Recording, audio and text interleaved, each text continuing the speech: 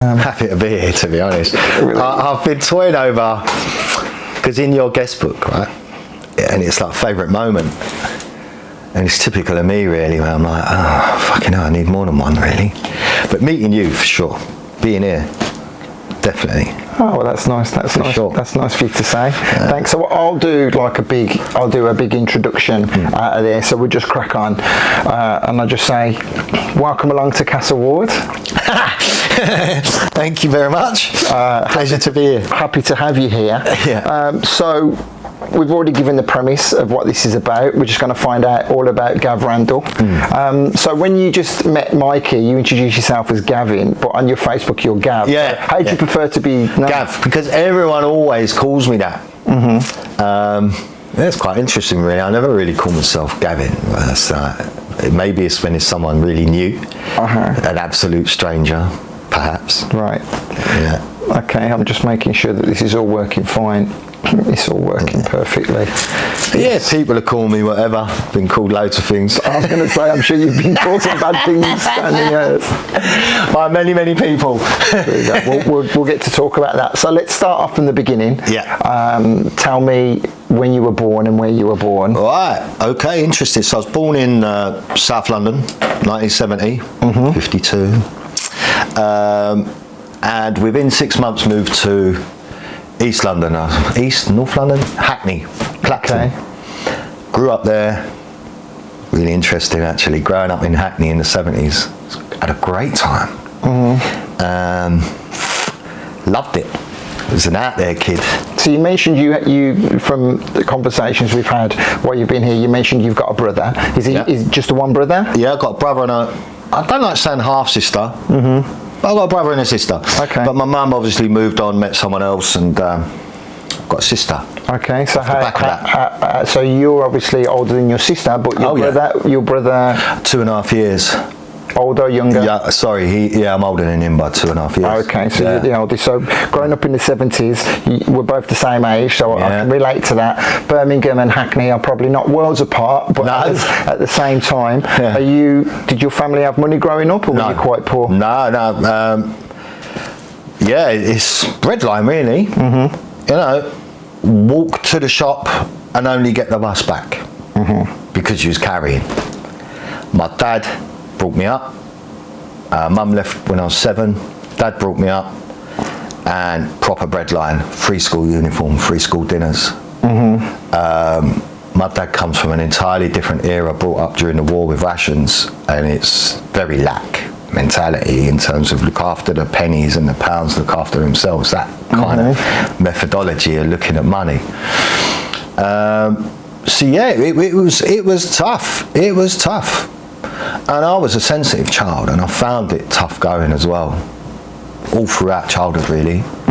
You know, from when my mum left, because it's a case of like when you're coming out of school and all your classmates, and mum's waiting at the gate, right? I'm walking home on my own.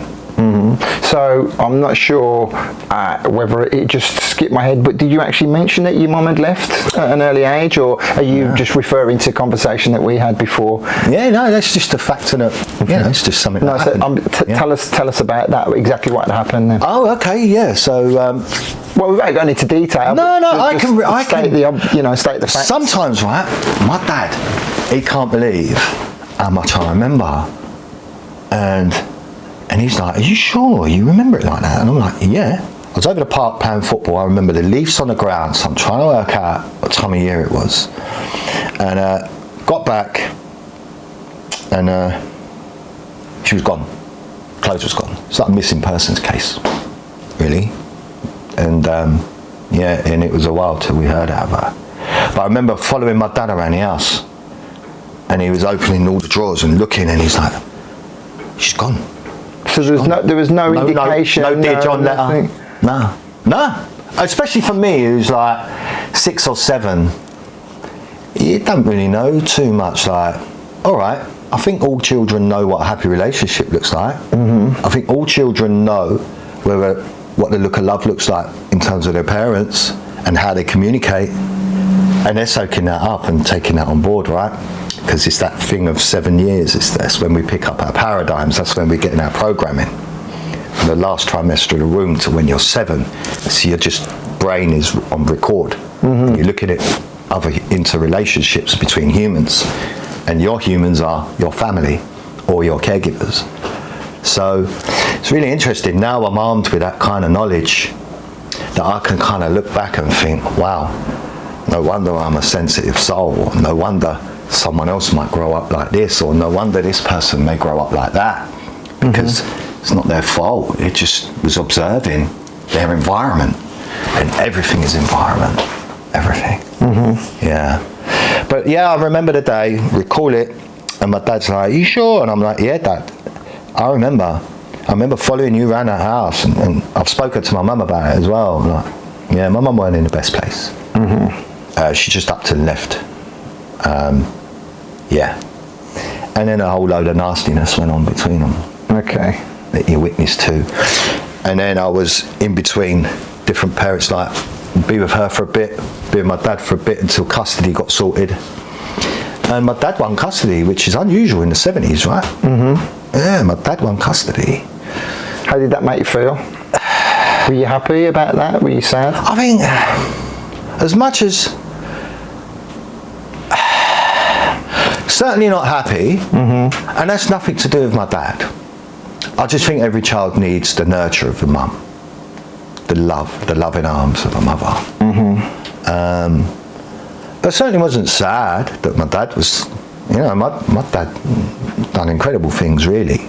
As a man who's, his era of growing up, he's not in touch with a certain side of himself. You know, he comes from Wales, you know, he's working down the pot, you know, down the pit, down the mine at 16. Grew up in the war, rations.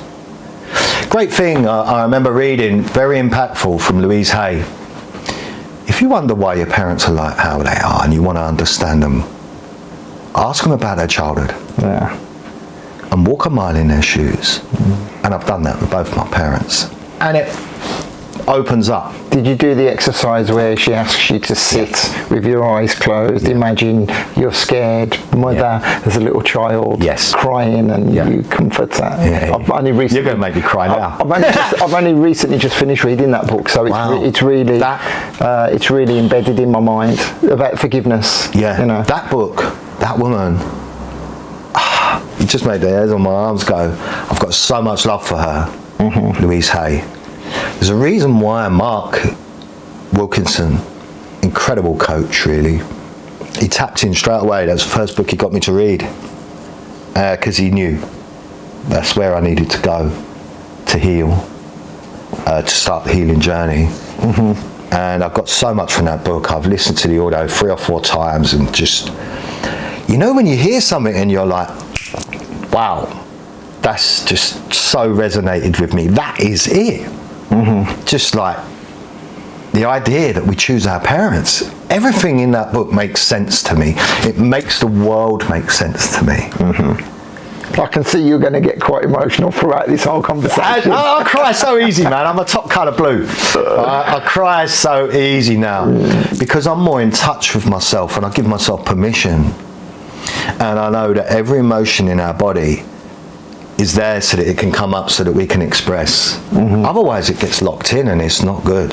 It's not good chi for energy to if anything comes up for a reason. Yeah.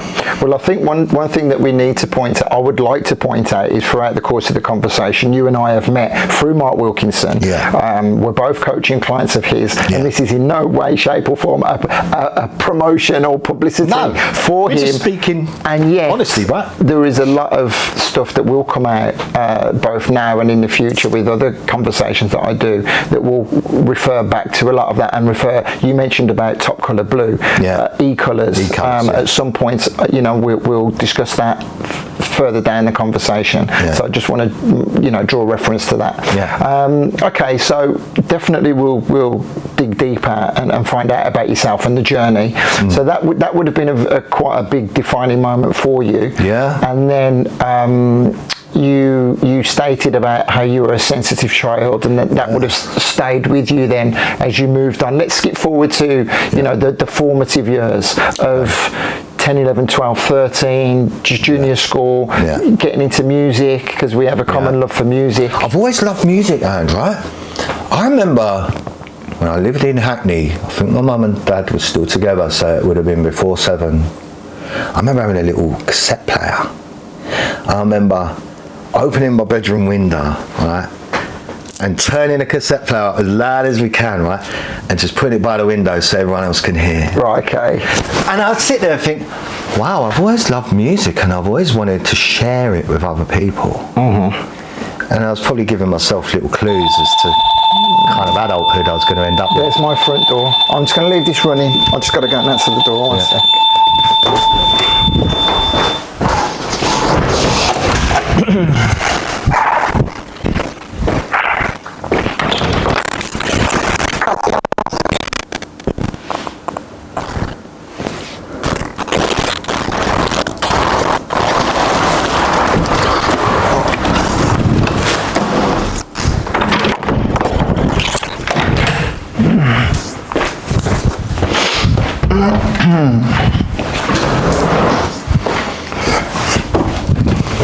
Yeah. Typical. Right, that's all good. So that'll give me a chance to just make sure that everything's fine still. I'm still in the So right how place. do you work this? Do you just record, So this is have just- a chat, and this it's is recording just all the a while, and then you just edit it down to the bits? Well, normally I do the live interviews via Zoom, so it's the exact same format, but we're live, and then I'm broadcasting to YouTube and to Facebook. But now because you're here, we might, it's perfect to do it like this. Yeah. Cool. Okay, so quick break to answer the front door. So share music. I was listening to you, but I missed the part when you said how old that you would have been. So then. I would have been pre-7. Okay. 5, 6 or 7. And it would have been Elvis or something, Mm-hmm. I mean, even now, I'm not overly keen on Elvis. Like, I'm more of a Beatles man myself now. Right. But when I was young, it would have been Elvis or whatever cassettes my parents would have been listening to, or my mum or my dad, do you know what I mean? And I just remember hanging my little cassette player, like a single cassette deck with like... You've got to press play and record at the same time, I mean, you're doing well at 6 or 7 to have a bloody cassette player. Yeah, they probably weren't even mine. But I just remember that, and other kids were probably looking up at the bedroom window, going, "Turn that annoying shit off," you know what I mean? But only now when I look back, I could sit there and think, maybe I've always loved music and wanted to share. Maybe it's just like something that's always been in me. Okay, so let's talk then about when you would have started going to school discos, maybe, or being out and about there. I was a really you can shy remember child. Punk into two-tone ska, into new romantic. Yeah. That's the journey that we all went on at our age, into hip hop and electro. Yes. So that's listen, mate. That's You're the just same path. talking about my life there. Mm-hmm. You're just talking about everything there. Mm-hmm. You just summed up like 5 years or 6, 7 years in a go. I mean, I was always quite withdrawn as a child at school. A female would only have to look at me and I'd go bright red. I was just bright red now, right? Yeah. No, I was so withdrawn, and like with what my life experience had been up to that point, that I was within myself. And my only real expression at that time was football. Okay. Because I was really good at it. So playing in school teams and the Borough, B team in the Borough, but Hackney had some real good footballers. But that was my expression, that or music. Otherwise, I'm only now coming to terms with myself, really. Mm-hmm. I feel so much. But I don't express, or no wonder this thing paid a visit, because I was just keeping emotions locked inside, and I was a child that just felt so much. So I was extremely withdrawn as a child,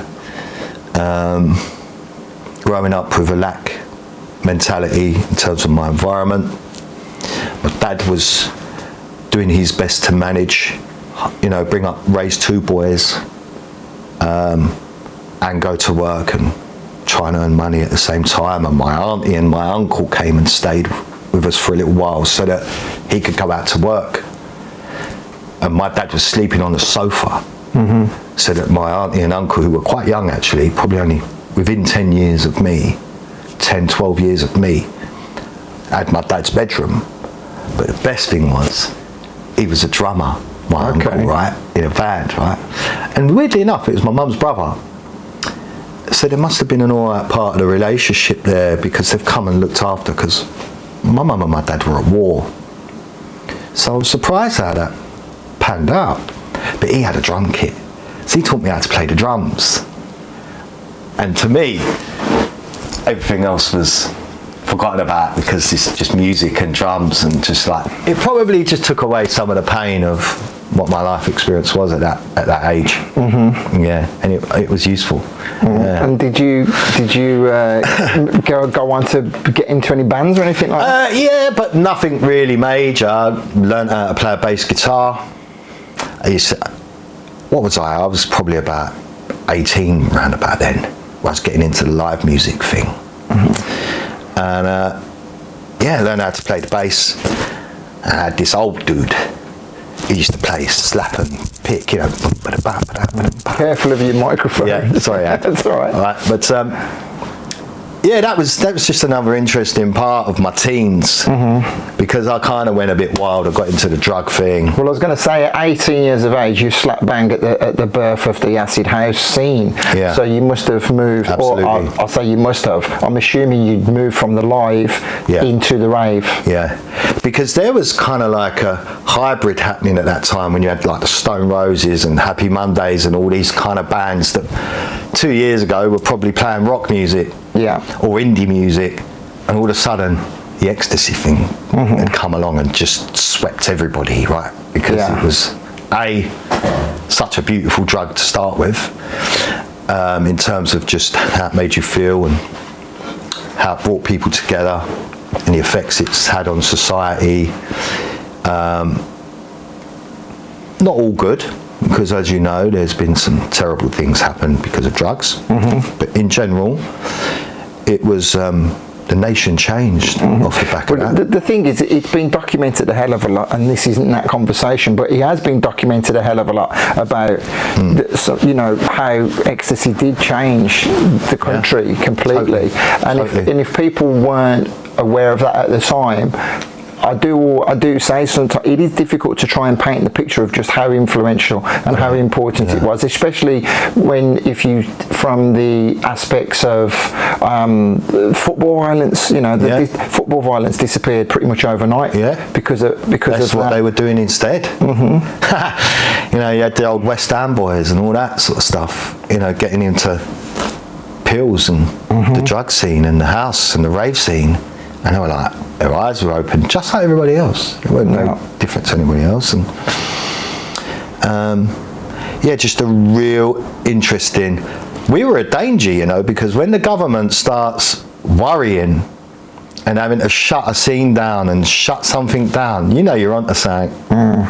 Well, that's I've read books and watched documentaries about things surrounding like LSD in the States and how the CIA got involved. And I mean, some would say that's a bit of a conspiracy theory, but there are, like you say, when whole movements are building, then, you know. But again, I'm nowhere near qualified enough to have that conversation. But we know it's a danger, right? From the second they get spooked, then you think, hang on a minute, we've touched on something here. They're scared. They don't want us to go. Now I kind of understand more what it's probably about. And it's all about separation. Keep us all separate. You know. Well, again, that might be a bit deeper than you and I really can qualify to comment on, but it's a great observation. All right, so let's carry on along the music point then. At what point did you decide that you wanted to put some headphones on and really start sharing the music? My brother had decks and he was more into hip hop and scratching. Okay. And a lot of the kids on my estate were doing the same. And they're more into different sort of music. But I was probably in a club and I was watching my mate who was a DJ, and I was like, I'm going to have a bash at that. And there's a DJ called Andy Lewis, and he was so good. He probably is still so good. And I was watching him, and I just picked it up from there, and I must have annoyed the shit out of my brother because he had decks, and I was one of these because I could play the drums, because I could play the bass prior to that. When I went on there, I already knew how to, somehow, I just could, it didn't take me long to learn how to beat match and know where to put it, because I know how music's formulated 4x4, mid-lates and stuff, and how music is formed. So it became easy. And I know I annoyed a fair few people because it's like, went straight onto the turntables, and within a month I was able to string an hour's worth of music together and not clang it. And after just a month, and people are looking at you like, you know. But yes, I just picked it up really easy, just found it really easy. Yeah. Did you ever get to play out a lot? Did you ever? What would you say was some of the highlights of you getting to play out any places? Me and Mark Wilkins have had this conversation many a time in regards to not believing in yourself. I had the talent to be a lot further down the line than where. Yeah, I didn't back myself, didn't believe in myself. All the sort of things now that I'm dealing with or have dealt with just very recently were prevalent back then, of holding me back. And it's just lack of self-love, lack of self-belief. And I didn't push myself to where I could possibly go. And that's probably the difference between the bedroom DJ and the club DJ, to be honest. Yeah. You know. This is a good observation. So from the conversations that we've had, and just stating, we only met for the first time when you arrived in Spain to the apartment. I knew of you, though, Ad. Okay, yeah, infamous. All for the wrong reasons. No, all for good reasons. Like, back to Mark again. It's like, saw you as another client of Mark's, and as you know, we're all like a family. So it was, yeah, it's great to meet you. It was good, and the funny thing is, you saw my comment that I'd put on Facebook the other day. It was only a few weeks ago, because Mark had said in passing, and we'll get to talk about this, that you'd been having your own health challenges recently, and Mark had mentioned that quite a few months ago, and just out of the blue, it came into my head, and I asked how you were doing, and he said you were doing great. You know, everything was really good. And then when we finally got around to making the apartments available, you were the first person to book, and I was like, isn't that wonderful? How you know, I was genuinely concerned, interested to find out how you were doing, and then here you are, and we're getting to meet face to face. Yeah, exactly. So let's talk about your illness. I think I'll pull together. The reason I started to say we've only just met is because in that short space of time you've told me about the circumstances, about, you know, you've got two beautiful young boys, you were married, you're no longer married, and we spoke about the situation of your life then. So if we pick up from there, and you can talk about, you know, how generally your relationship had broken down, and then you believe you got to a point that when you became ill. Yeah, so the illness is really weird, just as lockdown and stuff. So married in 2008, but I would go as far to say, when Anne-Marie, my ex-wife, came along, she'd probably say my life had. I was smashing the narcotics, weren't working for a living. Drugs was how I was making my money. And I just soon dawned on me now, like, you know, when you're involved in drugs, you spend your life waiting. You're either waiting to pick up, you're waiting to sell, you're waiting to collect money, wait.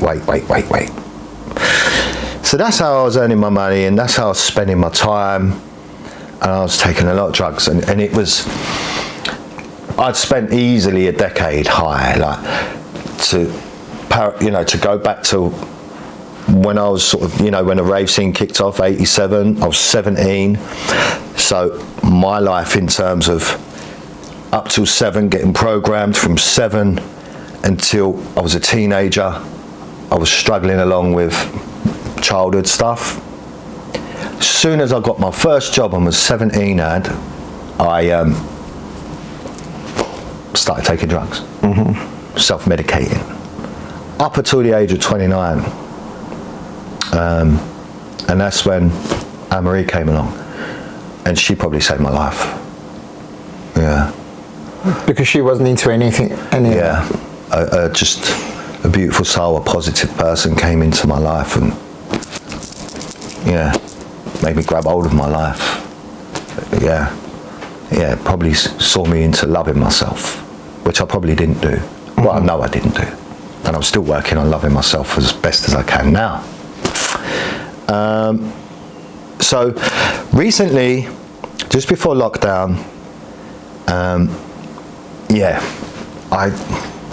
we got to the end of our marriage, really. We couldn't be in the same room as each other energetically. I was finding myself spiritually.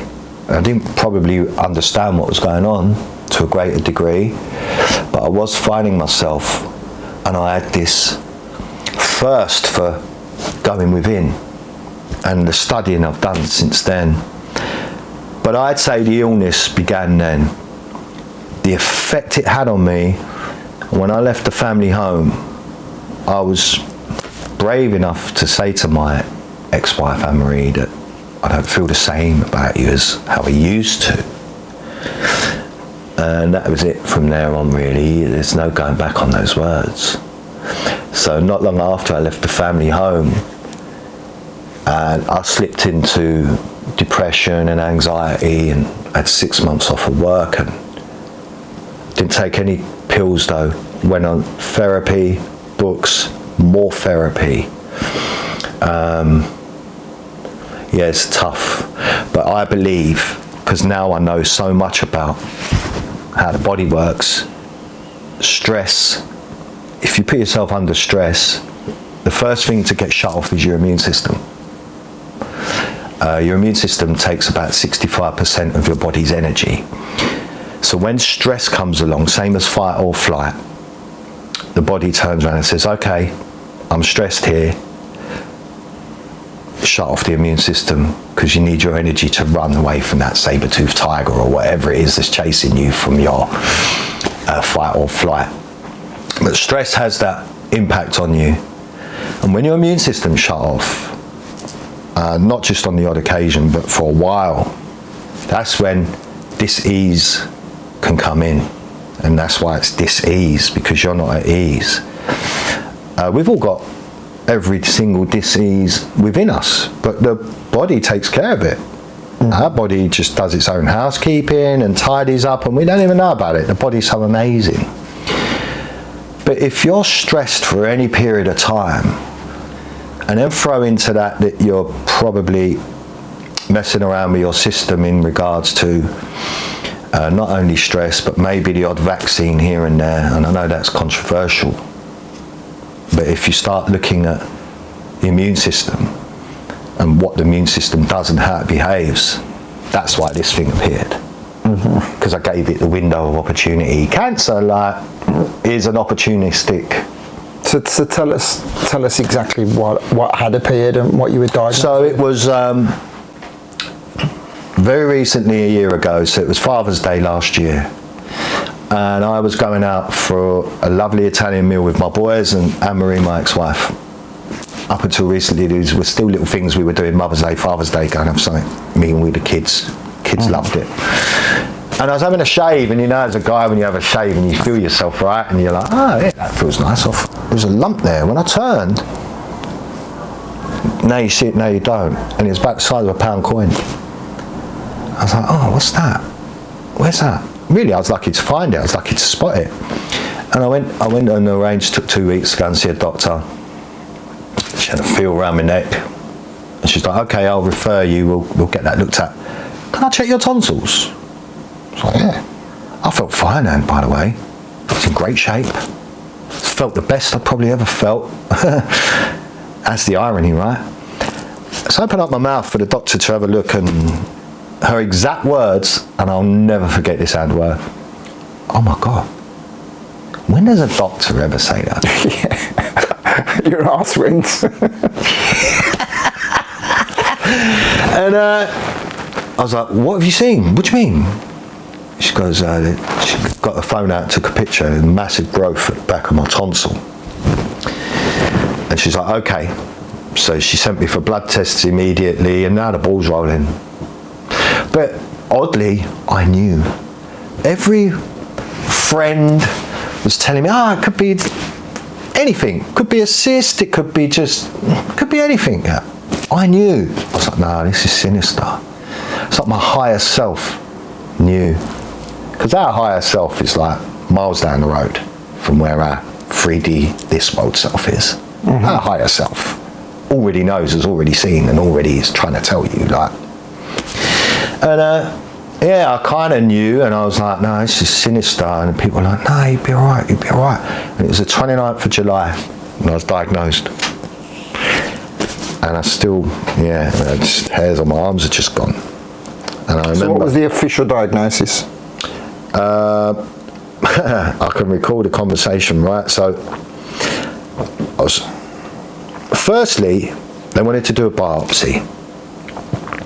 And this is when the confirmation, without being confirmed really, without having it in writing, but this confirmed it in my mind. So the process was doctor, referral, guys looked, he put a camera up my nose, all the way down to my throat, and he says, it's looking all right, don't see anything unusual. Have you been sweating at night? No. Weight loss? No. Eating okay? Yeah. Going toilet okay? Yeah. No. Yep. Yeah, I doubt it's going to be cancer. I'm worried. All right. 2 weeks later, that same guy is phoning me up, telling me to come in, and rather than take me into a room, same room, he goes to me, "Oh, go and sit down in there for us. Be in a minute." And then a minute later, he comes walking along with a Macmillan nurse. That's one of the moments where your heart goes, where you hit yourself.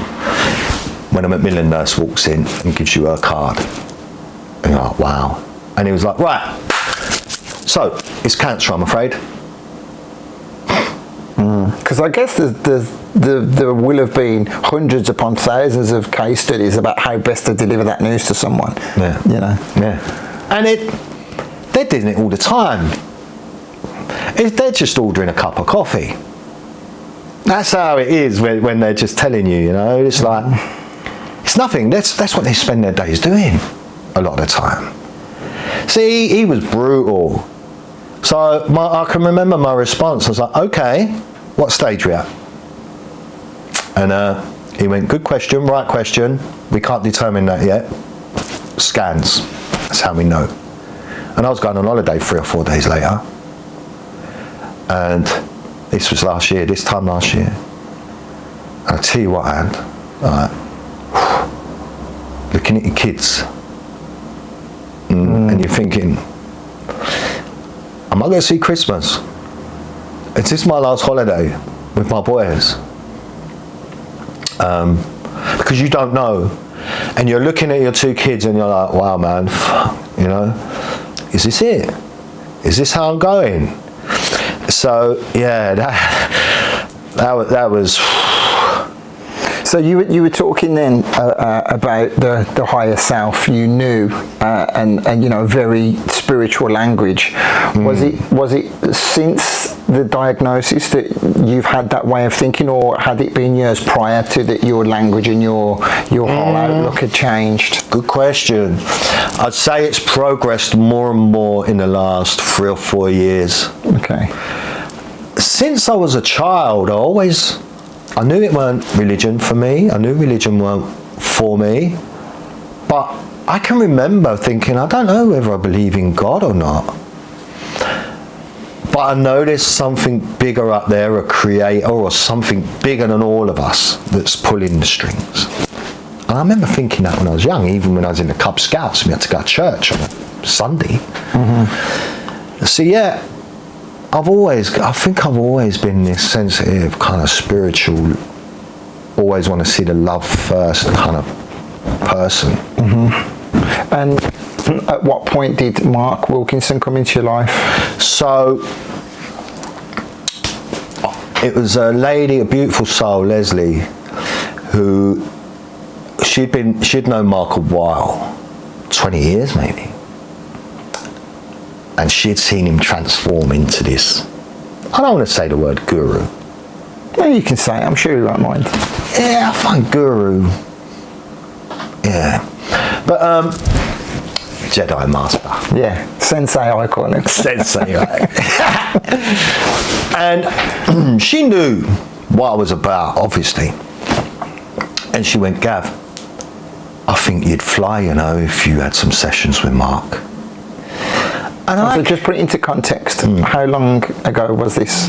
This was after I left the family home and as I was starting to spiral into a bit of a mess. So 2019, 2020? Yeah, when I left the family home, 2019. Okay. 2020, sorry. 2020. So 3 years ago. Okay. And Mark, 2 years. I was under Mark 4. And he just absolutely got me going. He just put a turbo boost under my backside, really. I was going there anyway. It just got me there quicker. And it gets you to find your authentic self, and here I am. And I love it. And I'm so grateful for that, man. So grateful. Expand on exactly what it is that has been having a success coach, as he likes to be referred to now, having that in your life, what it's meant for you, because there was a lot of stuff that you thought you knew, but then it actually became a lot more clearer and you were able to act on things. So just make that a little bit more clearer. So that was almost like when you think you've got a rough idea, but once you start seeing evidence to back that up, and once you have a few aha moments, they say, and you may whether be reading stuff from a book or listening stuff from great spiritual teachers that I listen to, that I'm just absolutely in a world of inspiration from. And Mark's one of those. And I think once you get to that point, momentum just takes you.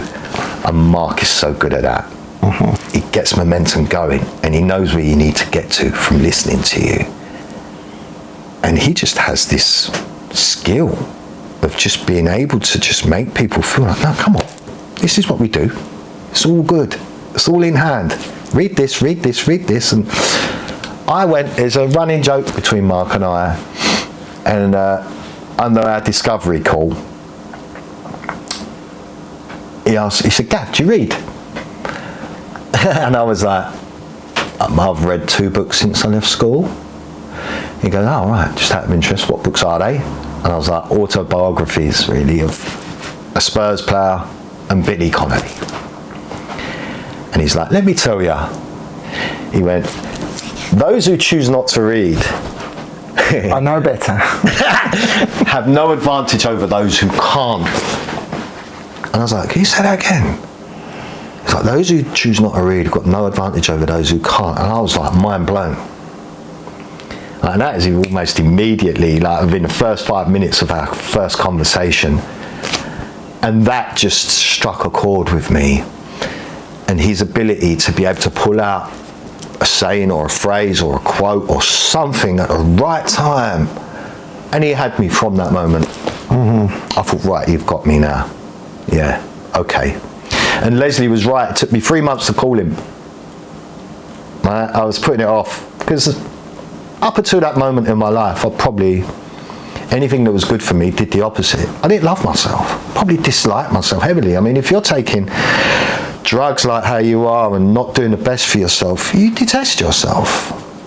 And I must have detested myself for large periods of my life. And I'm not surprised the illness came out, you know.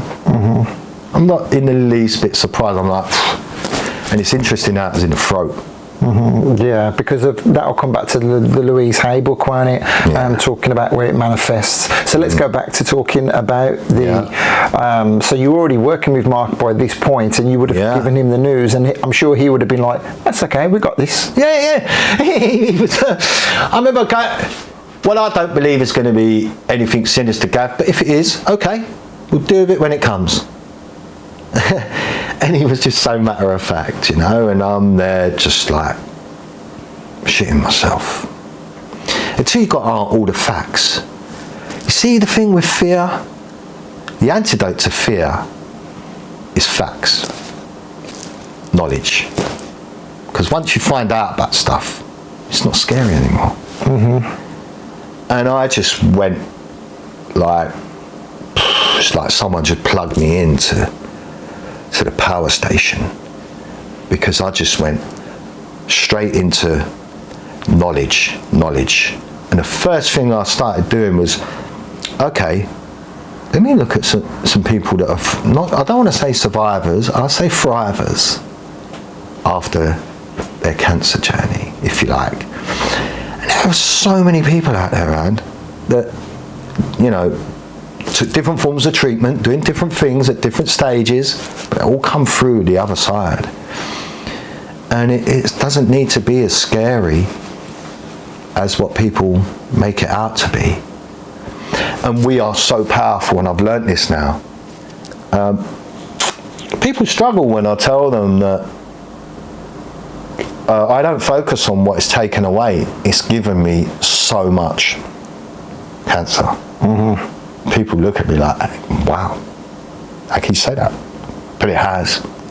It's given me education, knowledge, purpose, a way of just finding the love through the darkness, because that's all it is. But you just got to, love is the antidote. I mean, we're all touched by cancer, and we all know someone who's had to deal with it. So depending on your frame of mind and your ability to hear those words, some people will be able to take solace from it, and others will automatically have their backs put up. Oh, totally. I get that. Especially if they've got people around them, or had people around them that didn't come out the other side. Well, I'm sat here, and right above your head, there's a fan, which we'll talk about after off air.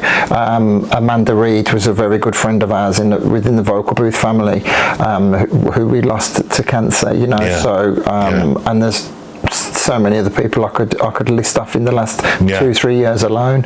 But yet also we know a hell of a lot of people who have come through the other side. So the immediate benefits that you believe got you through it, what would you list?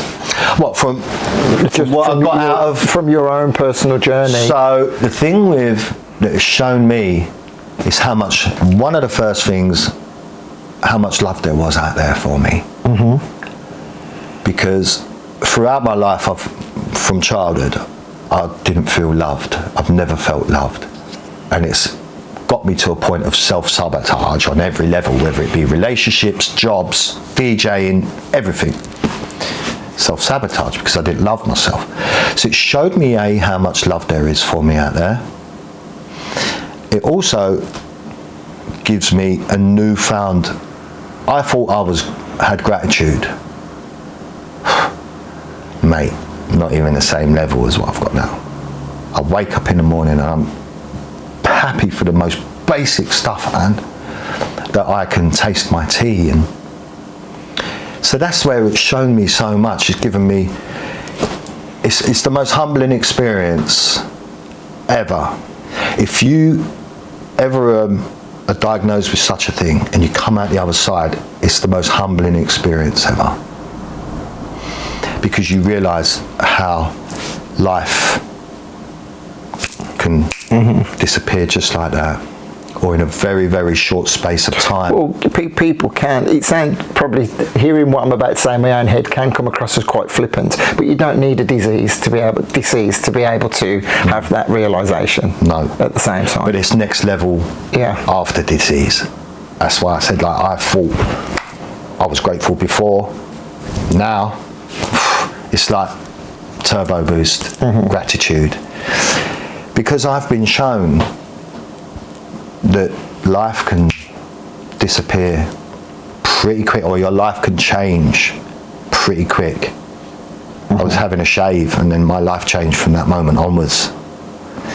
But it's given me purpose as well, and you know, a newfound purpose, because before I had a purpose where I wanted to start off a charity in regards to something that was close to my heart with my boy, autism, and I did. I set up a foundation, Bears Foundation, and it's still alive. I noticed the tattoo, but is that your boy's nickname? Yeah, so that's... Or is that his actual name? Lennon. Okay, Yeah. so it's his nickname. Yeah, so that's his nickname. It's an old West Indian thing. And looking at that tattoo, yeah, we can just pull your arm in a little bit. There you go, we got it there. Looking at the solar image above it, when you go back to the apartment, look above the TV, that's there above the TV. Yeah, exactly. Sun, moon and stars, right? Yeah. And that's my older boy, my firstborn, Lucas. Duds. Yeah. So sorry, I interrupted you. You said about the foundation. Right. Yeah, so I did set that up. But then this thing come along. And that's where I want to be able to help people, show people, or be able to just be there for people and just demonstrate that we can come out the other side. Like when you listen to work such as Bruce Lipton, we can cure ourselves, and we have up until the last day of our last breath to do that. People, have you heard of a lady called Anita Morjani? No.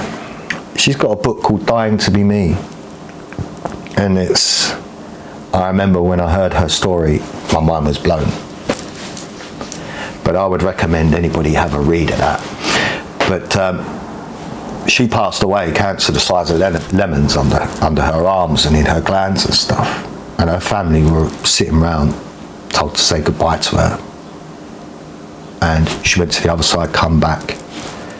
And by the time she come back around again, everything's disappeared. Clear. Miracles. What the body's capable of doing when we tap in to where we're really from. Like you ask me where I'm from and I say Hackney or London. I'm a spirit. I'm from another planet. And so are you. And you've been here many times before and you'll come here many times again. And you've probably got a soul tribe that you link up with every time. It's a great story, a great thing you could find on YouTube called Little Soul in the Sun. Check that out, I would suggest to anybody. And it's two souls up there before they come here. He's deciding, what is it I want to go and learn this time? And it's like, I want to learn forgiveness, but I need someone else to help me. And he's another soul turned around and said, I'll help you, but please remember that I'm going to do something that will make you learn forgiveness, but I'm doing it because I love you, because I know it's what you want to learn. But I will be down there with you, and I will show you or do something that will make you learn how to forgive over time. Right. You and I have danced 1,000 times before on earth. It's to sit and listen to you. It's a brilliant outlook to have, and so few people in the world have the ability to have that conversation. And I know there will be people who will listen to it and think, oh, he's lost his mind. Whatever. I know. What have they been doing in Spain?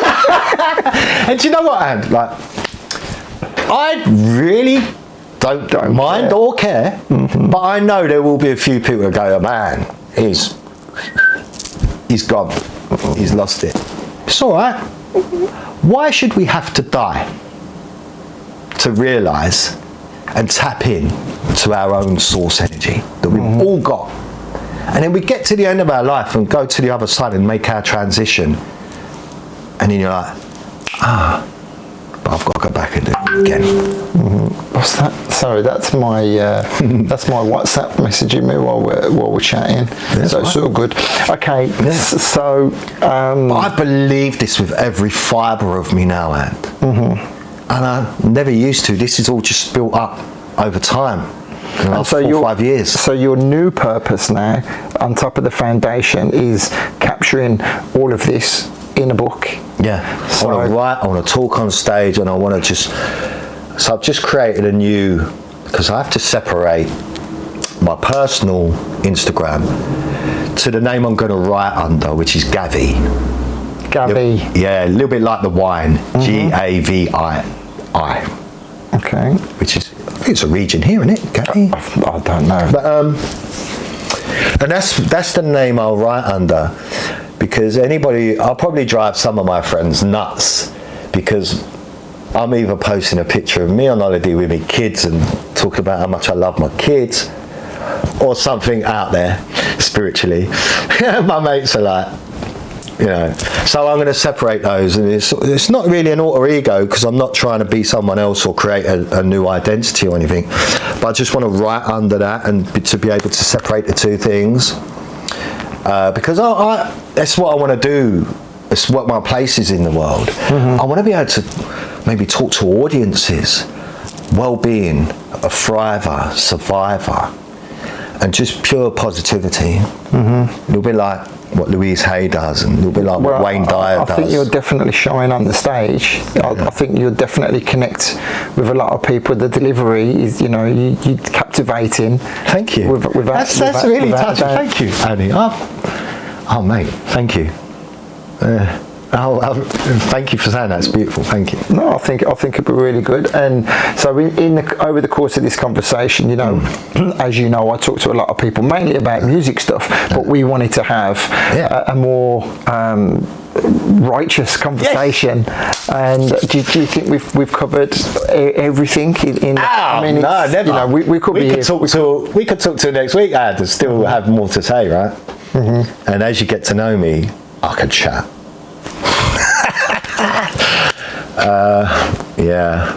I could chat. So last question then. So where are you at now with regards to your relationship with your mum and dad? You still got your mum and dad? Yeah, so you see my dad, for example, my dad still refers to my mum as that woman. Okay. And he's like, I'll never forgive that woman. And I'm like, Dad, forgive her. And he's like, no, I'll never forgive that woman. He hates her.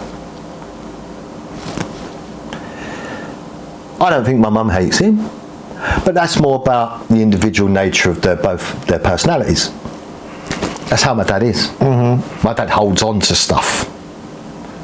I remember when my dad needed a new internet service. I said, why don't you go to BT, Dad? He goes, no, I'll never use BT ever again. I goes, what do you mean? He goes, they knocked me for something once. I said, what do you mean they knocked you?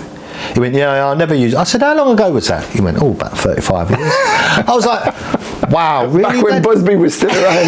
Yes, Busby. Yes, mate. And so that's just gives you a little indication of my dad's soft, but he has that tough exterior as well, and he holds on to stuff, and he bears a grudge. Or my mum's not like that. So I've got a relationship with my mum. I know my dad's not overly happy about that. And I was like, Dad, you see hate, yeah? That's like drinking poison and expecting the other person to die. I said, like, when you forgive people, you're not condoning their behaviour. You just forgive them for you, so that you can let it go, for you. Not worried about the other person, just let it go. And he's like, no, but he likes to hold on to stuff, you know?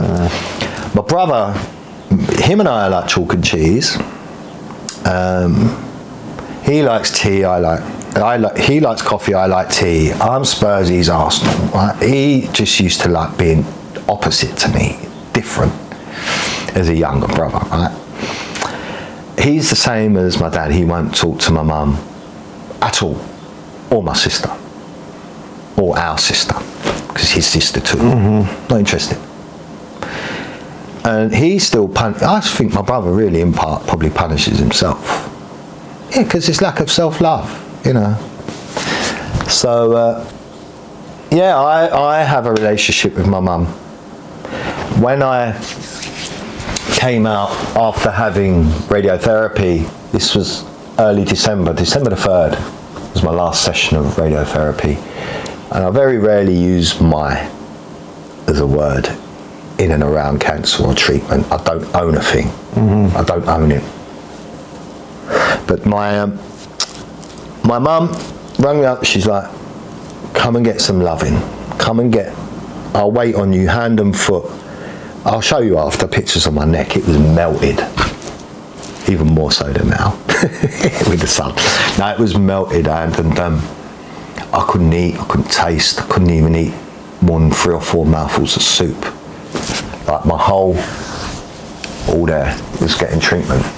I had sores on the roof of my mouth, the back of my throat, everywhere inside. They had to take the ordeal. I had to have wisdom teeth removed, because before they give you radiotherapy to anywhere in and around there, it kills all your cells. So they send you to the NHS dental place called Eastman Dental in London, probably somewhere different in Birmingham.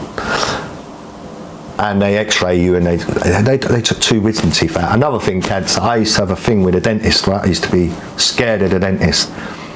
That's another thing cancer's given me. Well, I'm glad you mentioned about the radiotherapy, because sitting here listening to you, I'd completely lost track of getting back to the question about how you got the all clear and you know, how it felt.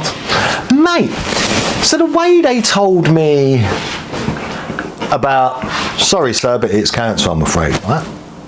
They got me in the room, phoned up, organised, quiet room, Macmillan nurse and everything. You want to see how they told me that I was all clear? So, first of all, I had like a CT scan with the dye inside you or whatever. Or is it a PET scan? I don't know. And then an MRI. And that was on the 4th of March. I didn't hear anything till the 21st of March. And I was called in by the surgeon, because I had 2 operations, by the way. This surgeon was incredible. I mean, when you think about that scar, you could barely see it. No, can't see it at all. And he's gone from there to there. So when my mate Justin and my ex-wife and Christos, these are my friends, turned up after I had the operation and I came round, they couldn't believe, they were like, because they weren't ready for that. And it was it was stapled together, 18 staples. Frankenstein. Exactly that, right? So, yeah, it's a little bit.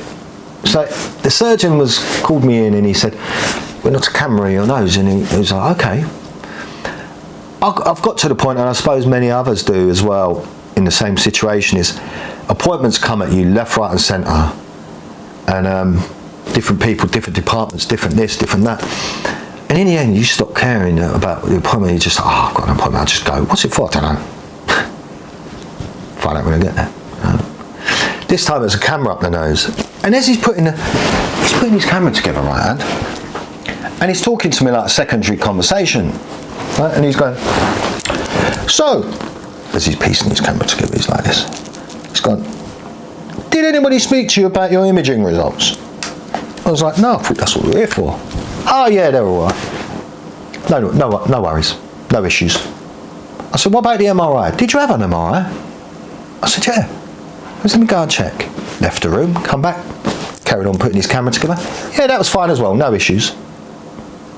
Didn't even look at me in the eye when he told me. He's doing something else. The most secondary conversation. And my family, you know, my ex-wife's there.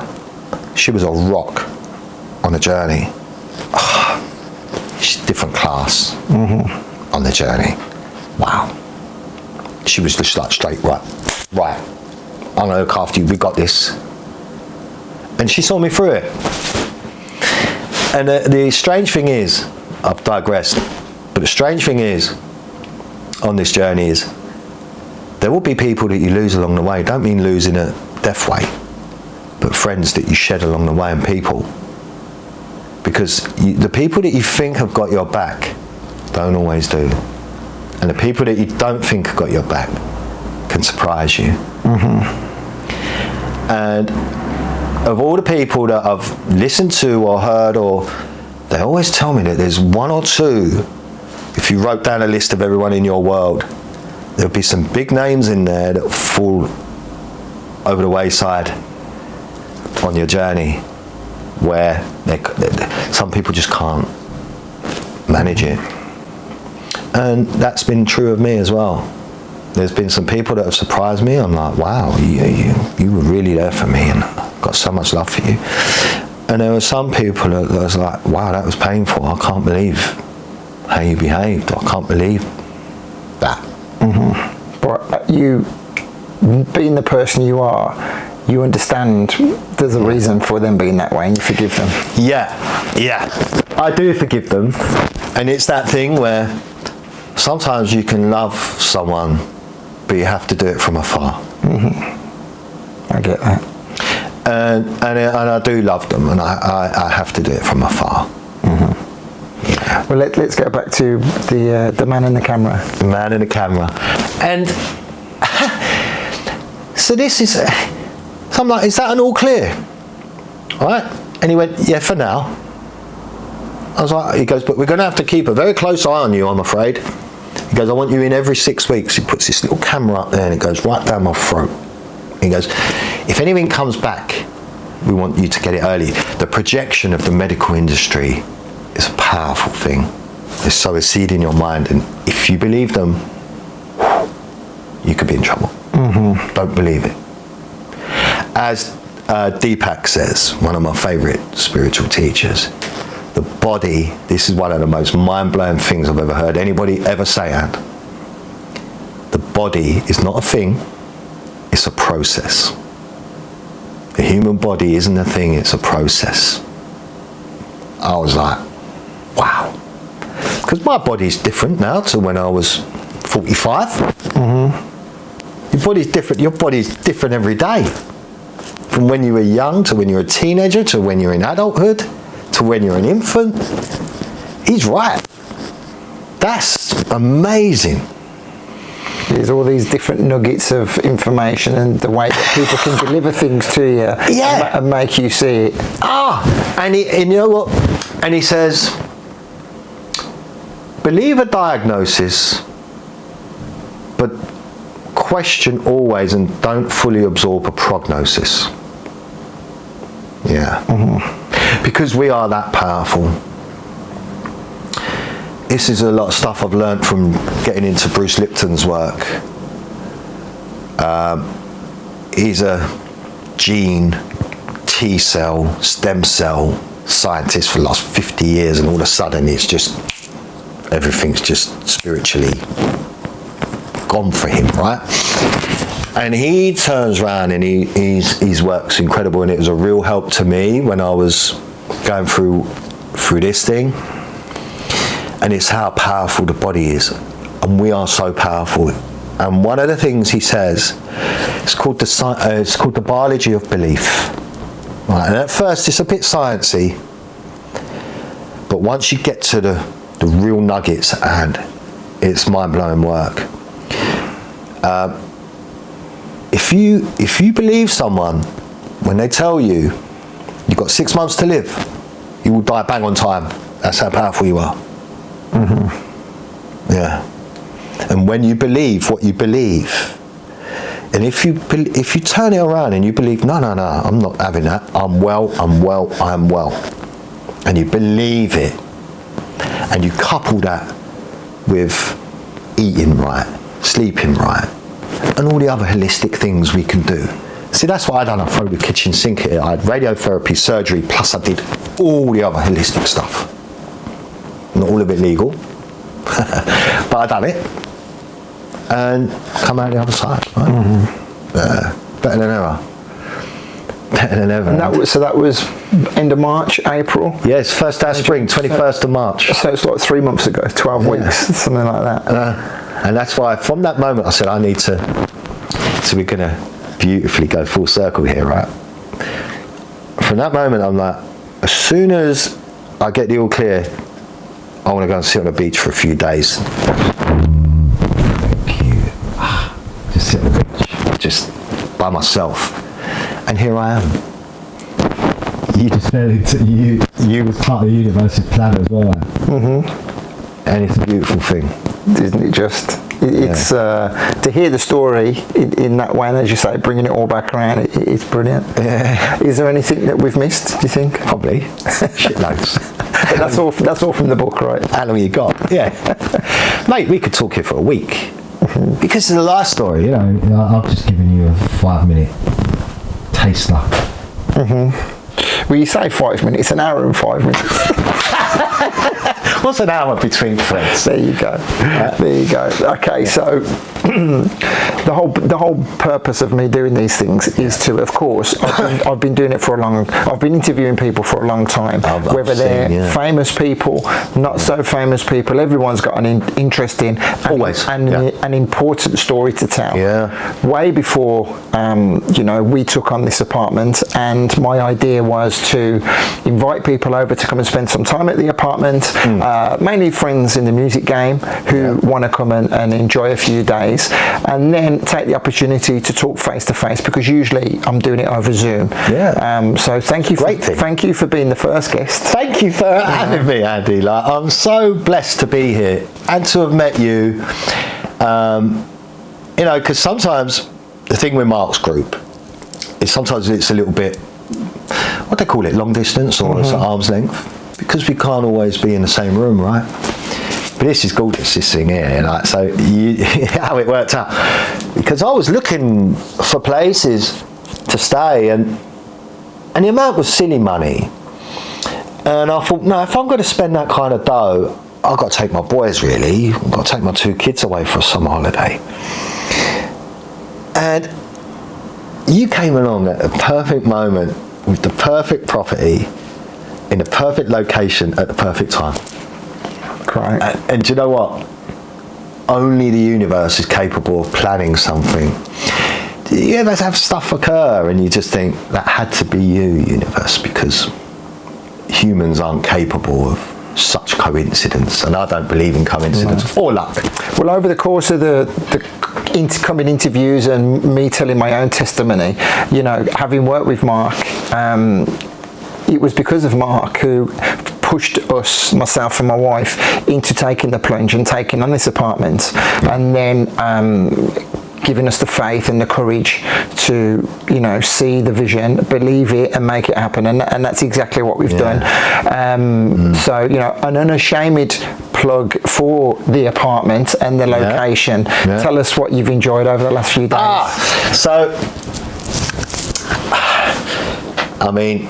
It's in a beautiful area.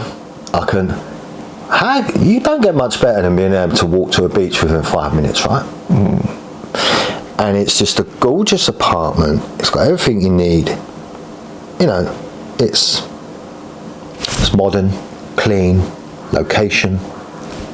What more do you need? Fantastic. And talking about the location, tell us some of the things you've done. You came alone, this is your 3rd day. Tell us what you've enjoyed over the few days. So mainly the beach, because I'm a beach lover, and I love nature, and I love people watching, and I could just sit there, and I'm in my element. I could just sit there on a beach all day, go and have a drink when you want, come back and have something to eat, and just sit there and just watch people just enjoying. And that's just a gorgeous thing for me. And this morning I went and had a beautiful moment, actually, because you said to me about the salt baths. Is it salt baths or mud baths? The mud baths. Mud baths. And you've got flamingos there. Again. It's all right. So is this a good time for me to do a wee? Yeah, carry on, mate. Where's your toilet? Here. On your left.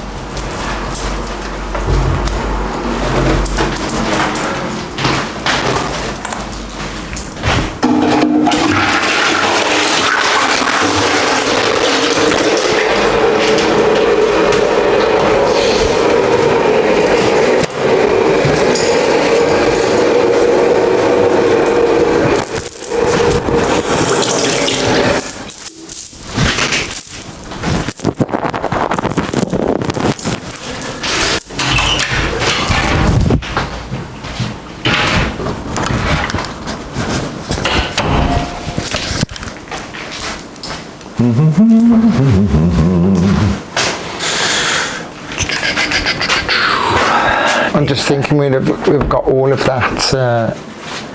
You pissing on the microphone. It's all good. It's okay because I'm editing it all out. Just flick that inside again, just so we can't see. Inside, it. Yeah, that's perfect. Yeah, and then we'll just crack on. Okay, so where was we? You were just so let's just carry on as if you're saying it's called the mud baths. The mud baths. So this morning, woke up, quick little cup of tea, 8 o'clock, 5-minute walk to the beach. Because I've since recently just discovered that meditating, I could feel out of whack, and I'll be like, I haven't meditated. I'm like, okay. So really, that came before breakfast. Meditation first. So I used to be self-medicating. Now I'm self-meditating. Okay, nice. I like it. Yeah, that's an idea. T-shirts. Cross the medicating out. Meditated, self-meditating. I'm good to go. I've got so many ideas, and they come often after meditation. The inspiration. Well, let me stop you from going off on a tangent again. Yeah, because I want you to carry on telling me about your experience this morning. So 8 o'clock this morning, down to the beach, meditate, breakfast, then went to the mud thing, and as you know, I've caught a little bit of sun. I've overdone it a little, right?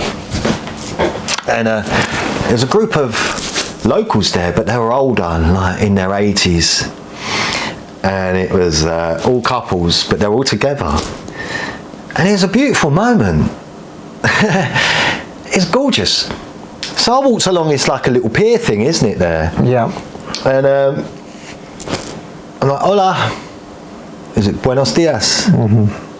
And they start speaking, and I'm like, poco español. Like, after the basic, I got no clue what you're talking about. But they came prepared, and they'd already been in, and they got all the silt from the bottom, and they had it in these big buckets. And there's like, no, use ours. And the guy was helping me, not put it on, but he was giving it to me in my hand. He goes, yeah, and there. And it's just such a beautiful moment. And often, you don't speak the language in terms of dialect, right? But we speak a human or a spirit language, which is just like, we'll muddle through. I don't know what you're talking about, but you still get that feeling, and it was a beautiful moment, and we both understood each other, and we were both high-fiving, and yeah, it is just a gorgeous moment. So you stood there baking in the sun, and did you take some photos? I took a couple of pictures of that because he took the pictures for me. Wicked. Well, I'll make sure that we stick those on there. Yeah, definitely. And then you've been out eating good food. Yeah, it's just, I'm such a beach bum, really. Give me a beach, a lovely beach, a little bit of sunshine and a chiringuito, and I'm just happy as a pig in, you know. And great food, great beaches. It's almost like a beautiful little cove, and the water's warm and it's beautiful. It's gentle. It's great here. Yeah. So the Marmanor, another unashamed plug. I think at its deepest, it's 2.5, something like that, meters deep. Probably a little bit taller, a little bit deeper than that. It's a few degrees warmer than the Med, which is just on the other side. Nice, no waves, no tide. And I've had colder baths. Yeah, it's truly an incredible part of Spain to be. Yeah, it's lovely. World famous. I'll come back. I want to bring my boys back before they go back. Before my youngest goes back to school. So that's the idea. It's just I've got to do a few things before that, which is passport and all that for him. So the next point is to try and find a spare gap in the calendar. That's it. And isn't that great that now you have to check and you're not like, oh yeah, that's free. You're starting to. It's going to be busy all the time now, right? I think so. Well, after your amazing testimony. Well, I can't give an amazing testimony unless it's an amazing place, right? So, beautiful. Yeah. All right. Well, I think we'll leave it there with this conversation. Yeah. We've covered a great deal. Honestly, I think it goes without saying people would definitely have connected to what you've had to say, and I know they'll be reaching out to you. They'll be leaving comments. Oh, great. So thank you very much. Oh, thank you. Let's shake hand. I'll give you a hug. Come here. Well, we're not going to see it on camera, but it doesn't matter. We don't care about that. It was beautiful. Thank you, Andy. That was nice, yeah? Yeah, thank you. Really good. I really appreciate it. Just the opportunity to come in and speak to you, because we see each other a lot, don't we, in and around Mark. Mark is a catalyst, right? Yeah, I got that feeling. And it's that we're all here to sow seeds.